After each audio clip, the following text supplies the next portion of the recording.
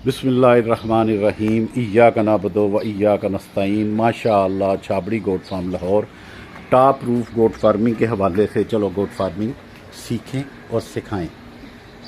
ये मैं ज़रा थोड़ा सा वीडियो बनाने में ढीला पड़ गया था, कुछ थोड़ी सी मसरूफियात भी थी। तो आज मैंने एक हमारे बहुत मशहूर है गोट फार्मिंग में यूट्यूबर, उनकी मैं यूट्यूब वीडियो देख रहा था, सीखने के हवाले से देख रहा था। मैं कोशिश करता हूँ मैं सबको देखूँ और सुनूँ ना। तो उनकी कुछ बातें बहुत अच्छी करते हैं वो, और तजर्बा भी है उनका, पढ़े लिखे भी हैं। लेकिन मुझे फील हुआ कि वो गोट फार्मिंग को यानी कि मोटिवेशन देने के बजाय गोट फार्मर को या न्यू को, वो उनकी वीडियो मुझे डिस्करेज करने वाली लगी। डिस्करेज यानी कि जैसे गोट फार्मिंग बहुत बुरी चीज़ है, बहुत नुकसानदेह है, या गोट फार्मिंग शहरों में नहीं हो सकती, शहरों वालों को नहीं करनी चाहिए, यानी कि जो छत पे गोट फार्मिंग करते हैं वो नहीं करनी चाहिए। मेरा ये 3 साल पहले का सेटअप है। मैं सबसे पहले ये दिखाता हूँ, ये देखें, ये रास्ता ऊपर जाता है, ठीक है। इसके इस तरफ भी मैं जानवर बंद कर सकता हूँ, थोड़ा सा रेनोवेशन चल रही थी। इसके इस तरफ भी मैं बंद कर सकता हूँ, ठीक है। वो जैसे कि बच्चे ये थोड़े से कमज़ोर हैं, इसलिए इनको अलहदा किया हुआ, तो अभी माशाल्लाह ठीक है। इधर नीचे मेरी मुर्गियाँ हैं, ये देखें, ठीक है। इधर ऊपर भी बकरियाँ हैं, ये देखें, वो हमारा युमन बकरा है, पक्खा लगा हुआ है। ये बकरी क्रॉस है, ये इनसे बच के बैठी हुई है ऊपर खुली के अंदर घुस के, ये क्योंकि 2 दांत है। ये दोनों बकरियां बड़ी हैं, तो इसलिए वो ज़रा डर के बैठ जाती है उधर। तो come back to the point कि अब इधर से ये देखें, ये अब अभी हमने बारिश से बचने के लिए, क्योंकि बरसात का मौसम शुरू होने वाला है, तो ये हमने फाइबर लगाई है। अभी इसको आगे से भी शेड बनाना है, लेकिन फौरी तौर पर, क्योंकि जानवर ज़्यादा थे। देखें इधर भी हैं, ये भी हैं, ये भी छत टीन की डली हुई है, ये भी टीन की डली। अब ये टीन की चादरें थी पुरानी, तो इनमें ना मेरा मतलब सुराख बहुत थे। तो वो बारिश के वक्त वैसे तो साया कर रही थी, लेकिन बारिश के वक्त ना फिर जानवर जो है ना वो गीले होते थे। तो मैंने ये वाला सेटअप अभी बनाया है, वो साथ साथ बंदा लगा रहता है। ये अभी मैंने कोशिश की है। तो आज का मौजू ये है जी कि हमने गोट फार्मर को डिस्करेज नहीं करना, उनकी हौसला अफजाई करनी है, बल्कि गोट फार्मिंग को बढ़ावा देना है। अब मौजू ठीक था उनका कि जो TMR बेचने वाले या लूसन बेचने वाले, उन लोगों ने अपनी दुकानदारी तो बनाई है, यानी कि गोट फार्मिंग को इम्प्रूव नहीं करने की तरफ उनकी तवज्जो थी, उनकी तवज्जो अपना सामान बेचने की तरफ थी। मौजू ये होना चाहिए कि हमने बकरी फार्मिंग करनी है। उसके लिए उन्हीं की वीडियो में एक बात तो बहुत अच्छी जो की उन्होंने, वो ये थी कि लोग मतलब शहरों की बात करते हैं हम, शहरों में लोग कुत्ते और बिल्लियां तो पालते हैं घर में, तो वो उसकी जगह वो अगर बकरियां रखें तो वो उसका दूध तो पी सकते हैं, फिर कुर्बानी के लिए जानवर आ जाता है। मैं कहता हूँ कि मैंने जब से बकरियां रखी हुई हैं, मेरे घर में छोटा गोश्त मटन ख़त्म ही नहीं होता। जो मुझे बकरी तंग करती है, ना पसंद होती है, किसी वजह से कोई मसला होता है, मैं उसे ज़िबा करता हूँ, घर में गोश्त फ्रिज में डाल लेता हूँ। तो हम सारा साल गोश्त खाते हैं, लोग ईद को खाते हैं, हम हाँ सारा साल खाते हैं। उसके बाद कुर्बानी का जानवर भी इसी में से निकालते हैं। तो कहने का मकसद ये है कि ये किसी सूरत में नुकसानदेह है ही नहीं है। मानता हूँ महंगी पड़ती है, मानता हूँ इस बात पे, मैनेजमेंट करो तो सस्ती भी पड़ती है। जैसे कि ये देखें, अभी ये हमने ये तो लकड़ियाँ रह गई हैं, ये मूंगी का भूसा है।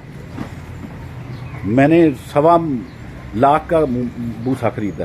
पिछले साल मैंने कुछ 2.25 लाख की गंदम खरीदी थी कट्टी। ये अब आप कहेंगे यार इतने पैसे लगाएंगे तो फिर प्रॉफिट होगा ना। आप 2 बकरियां रख लें तो बाद में कहें जी कि मैं तो ड्यूटी भी इतनी दी और मुझे प्रॉफिट नहीं हुआ। आप बकरियां ज़्यादा लेंगे, शहर के रहने वाले हैं, तो फिर शहरों वाली बात करें ना, शहरियों वाली। गांव का बंदा हमारी गोट फार्मिंग इम्प्रूव क्यों नहीं कर रही? इसलिए नहीं कर रही कि बड़ा इन्वेस्टर तो इसमें आ ही नहीं रहा। अच्छा, जो बड़े 2-4 इन्वेस्टर आए भी हैं, अभी मैं उनका नाम नहीं लेता, नाम आपको भी पता है सबका।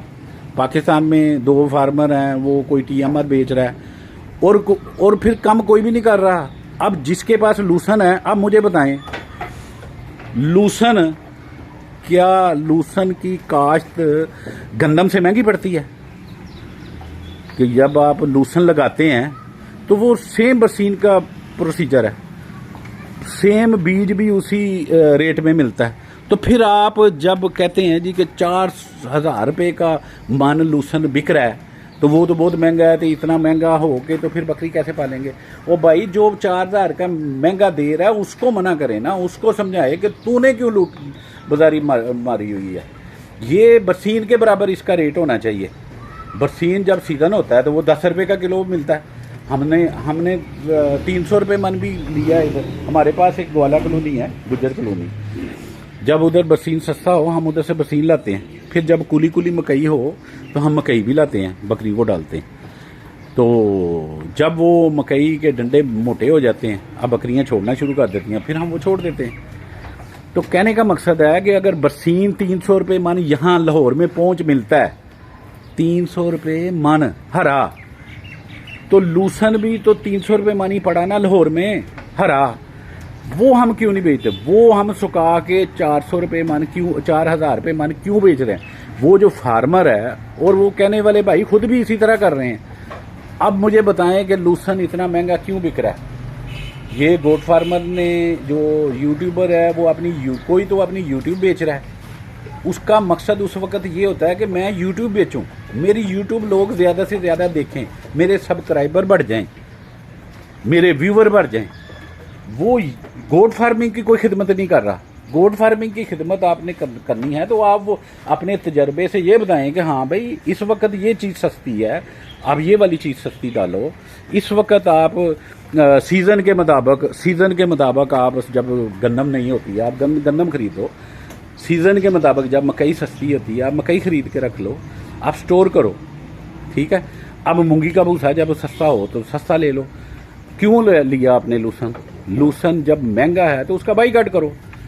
ये सब गोट फार्मरों ने ही, यूट्यूबरों ने ही लूसन को इतनी हवा दे दी। मैं कहता हूँ कि बरसीन के रेट से ज़्यादा, यानी कि जिसको शटाला बोलते हो, उस शटाले से ज़्यादा काश्त नहीं आती और ये पूरा साल कटता है। जबकि बरसीन जो है ना वो 5 कटिंग के बाद ख़त्म हो जाता है, तो ये तो पूरा साल भी बिकता है। ये तो बरसीन से भी सस्ता होना चाहिए। अभी मैं थोड़ा सा अग्रेसिव हो गया हूँ, मैं आप दोस्तों से मादद चाहता हूँ। असल में हम जड़ नहीं पकड़ रहे कि वो गोट फार्मिंग को महंगा कौन कर रहा है, या वो जो अपना बिजनेस चला रहे हैं, टीएमआर बेच रहे हैं, मुख्तलिफ कलर का, मुख्तलिफ किस्म का तेल बना के बेच रहे हैं, वो पता नहीं मेडिसिन बना के बेच रहे हैं, या वो लूसन और उन्होंने वो दुकान डाली हुई है वो बेच रहे हैं। इस बिज़नेस को महंगा करने वाले वो लोग हैं। जबकि ये बिज़नेस, ये तो गरीब की गाय कहलाती थी, शुरू से खिलाती थी, आज भी मैं कहता हूँ गरीब की गाय। ये देखें जी माशाल्लाह, ये बकरियाँ मेरे घर में, मेरे पोते भी दूध पीते हैं, मैं भी दूध पीता हूँ बकरी का। हम दही भी घर में इसके ही बनाते हैं, बल्कि जब दूध बढ़ जाए, जब ज़्यादा हो, तो हम उसी का दही बना के अपनी बकरियों को खिला देते हैं। तो आप कहेंगे कि भैया आप अफोर्ड कर सकते हो, मैं मुनाफा भी कमा रहा हूँ। मैंने आपको पहले भी बताया कि मैंने जब से ये बकरियाँ रखी हैं, मेरे घर में मटन ख़त्म नहीं होता। फिर मैं कुर्बानी भी यहाँ से देता हूँ, ठीक है। फिर मेरे दूध भी आ गया, घर का गोश्त भी आ गया। दूध का हिसाब लगाएं, लाहौर सिटी में आप गाय भैंस का दूध 250 रुपये किलो ले रहे हैं, ठीक है। बकरी का दूध तो 250 रुपये वारे नहीं खाता। मैं कहता हूँ जी 250 रुपये, 300 रुपये लगा लें जी। 300 रुपये का केजी दूध, 3-4 किलो दूध मैं घर रखता हूँ बकरी का। मेरे 2 पोते हैं, कुछ मैं इस्तेमाल करता हूँ, दही भी बनाता हूँ। जिसका बाकी शौक हो वो पीता है। मेरी बेटियाँ भी हैं, मेरे बेटे भी हैं, मना नहीं मैं करता।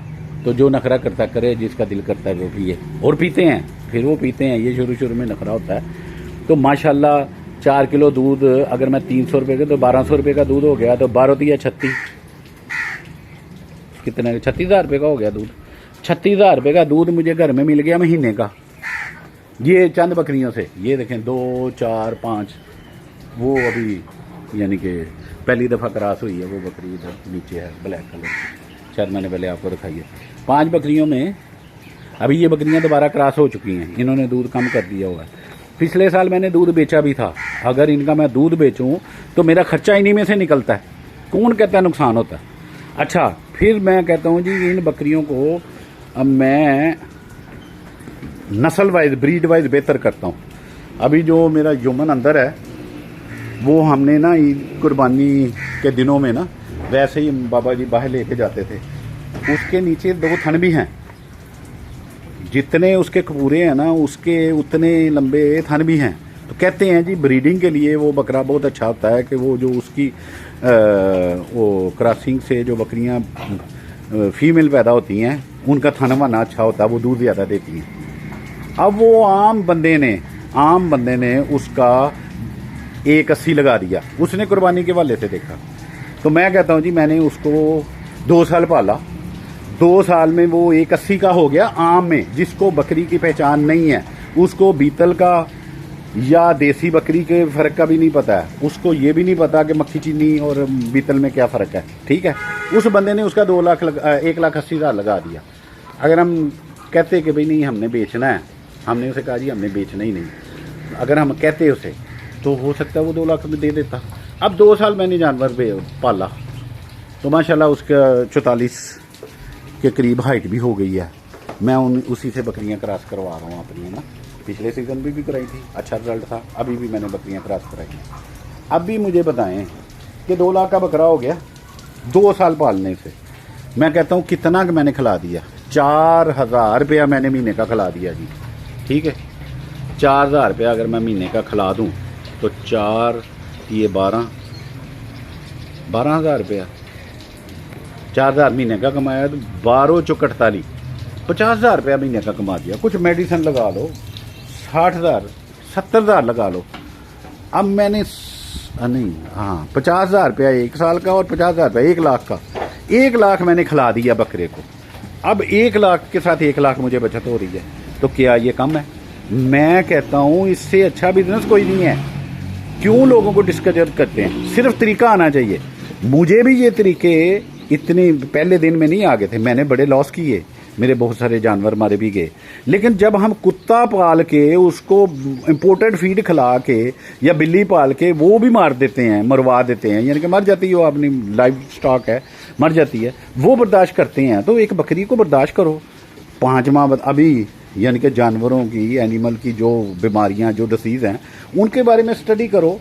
और फिर जब आप रखते हो जानवर तो आपको आहिस्ता आहिस्ता उनका पता लग जाता है क्या क्या बीमारियां हैं वो पता लग जाता है। फिर आधे आप डॉक्टर बन चुके होते हो, फिर भी मज़ीद अगर डॉक्टर की ज़रूरत पड़ती है आप डॉक्टर के पास भी जाओ। तो क्या